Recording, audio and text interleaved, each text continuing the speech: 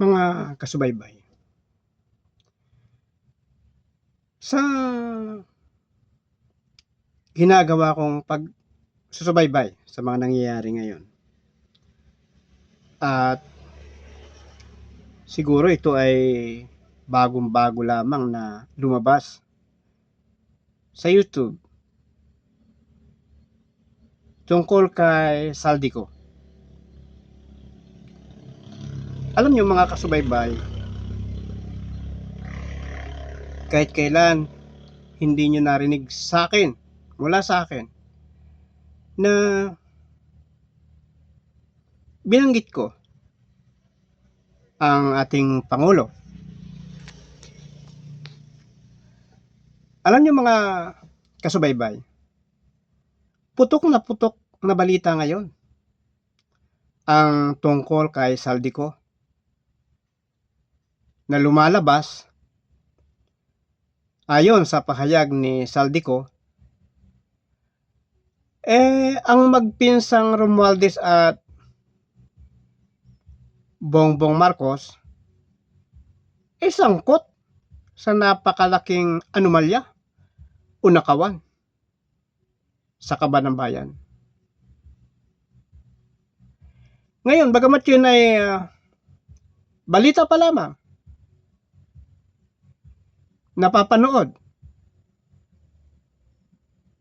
ng mamayang Pilipino, paano kaya halimbawa mga loyalista na yung salaysay na yon Saldico ay mapatunayan nga nasabit ang iniidolo ng mga Marcos loyalist sangkot sa nakawan? Alam nyo mga kasubaybay, opinion ko lang sa mga loyalista. Alam ng marami na kaya kayo hanggang ngayon nakasuporta sa mga Marcos dahil sa mga balita na inaasahan ng mas nakararaming loyalista, yung tinatawag na Marcos wealth.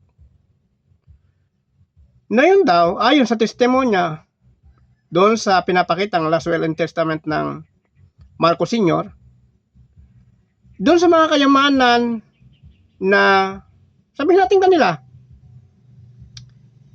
sa napakalaking halaga 90% para sa mamayang Pilipino. Alam namin mga loyalista, inaasahan nyo yan mula pa noon hanggang ngayon.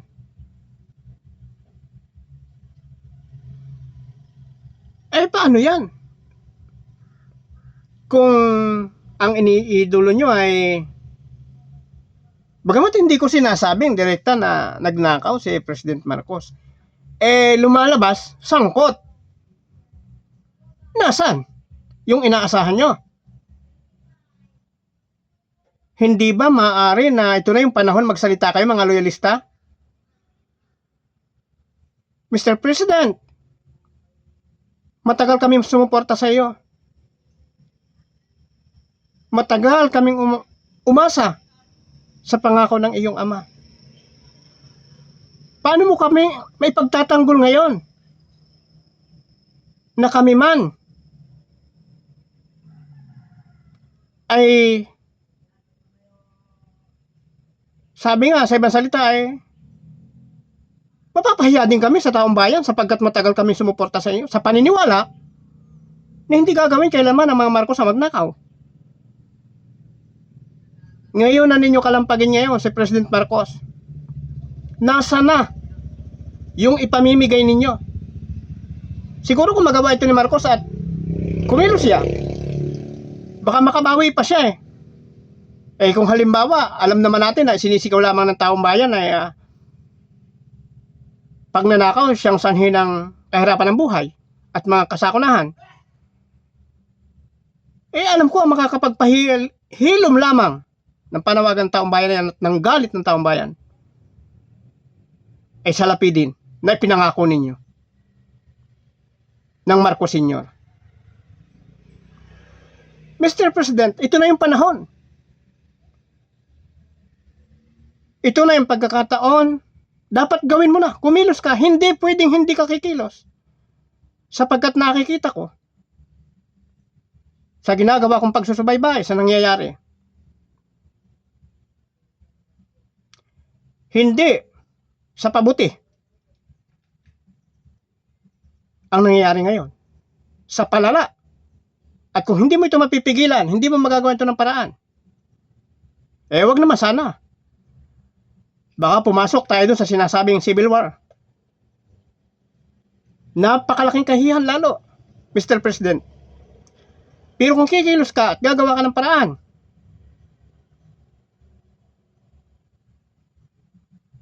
kahit pa paano makakabawi ka. Mga loyalista, nananawagan ako sa inyo. At ako ng panahong una, naniniwala din. Kaya hindi ako nagsasalita laban sa ating presidente. Hindi magagawa ng ating presidente magnakaw. Yun ang iniisip ko. Noon. Paano ngayon? Mahirap magbulag-bulagan. Hindi ko naging ugali yun. Oo, sumusuporta ako sa isang politiko. Suporta lamang. Dahil maganda ang ginagawa mo. Maganda ang ginagawa ng isang politiko. Walang pinagkaiba yan sa aming bayan. Dati ang mayor doon, hinangaan ko. Sa ganda ng ginagawa niya, hindi ko maiwasang sumuporta sa kanya, maniwala sa kanya mga magagawa. At nang dumating yung panahon ng eleksyon, at siya ay tinalo, mga kasubaybay, hindi pa rin makuha ng nanalong mayor ang suporta ko. Sapagkat ako ay humahanga sa nakaraan na mayor namin sa aming bayan. Pero mga kasubaybay, nang makita ko ng ang bagong mayor namin sa aming bayan, babae yun,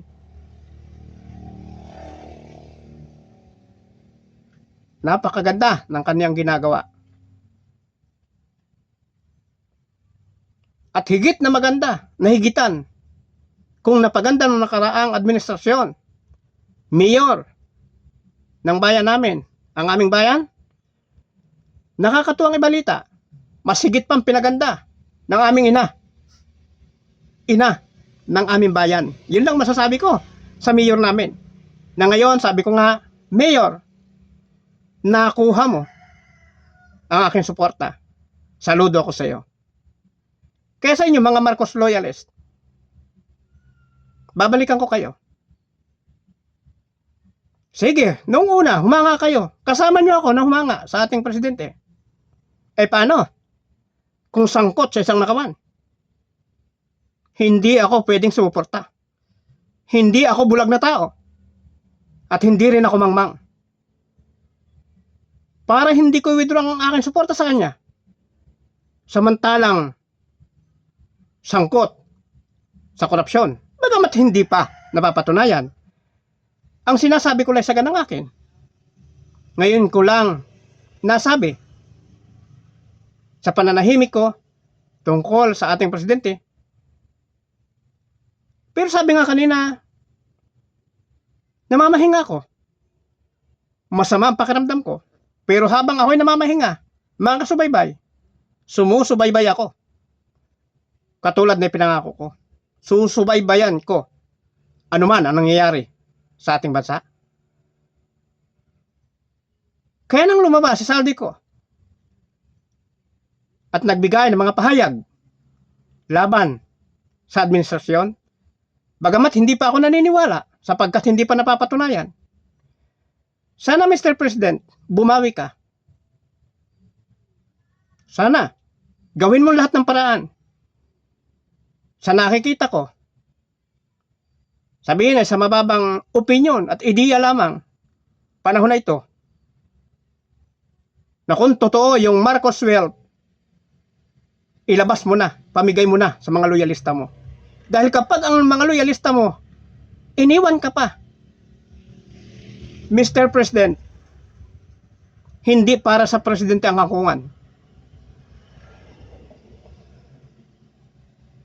Tandaan mo yan, Mr. President. Dahil nakikita ko at nasusubaybayan ko ang mga nangyayari ngayon. Habang papalapit ang araw, habang papahaba ang panahon, painit ng painit, hindi pwedeng pigilan. Sa tingin ko. May panahon ka pa, Mr. President. Sa lalong madaling panahon, alagaan mo ang iyong mga loyalista. Kapag yan ang bumitaw sa iyo, kangkungan, nakaabang sa iyo. Yun ay isang paraan. Bilang opinion ko lang. Siguro panahon na ito, ilabas mo na yung sinasabi at inaasahan una ng iyong mga loyalista na yun daw ay para sa taong bayan, sa lahat ng mga mamamayan, higit sa lahat sa mga mahirap. Yung Marcos Wealth na sinasabi, para makabawi ka, hindi mapahiya ang Pilipinas sa mata ng buong mundo.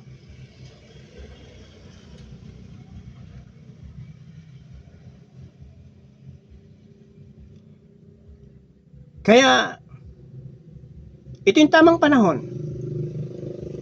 Magdesisyon tayo, loyalista.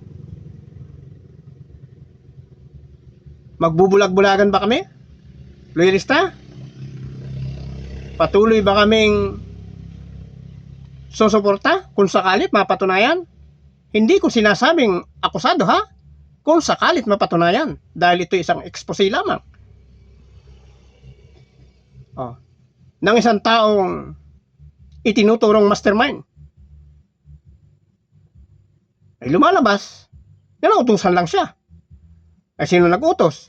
Ang pinakamataas na leader ng ating bansa. Yun ang sabi nila. Kaya hindi mawasa ako'y magbigay ng opinyon para makabawi ka, Mr. President. Huwag kang magbubulag-bulagan. Huwag mong babaliwalain. Painit ng papainit ang laban ng taong bayan. Ito na yung panahon. Hanggang doon sa susunod na mga vlog.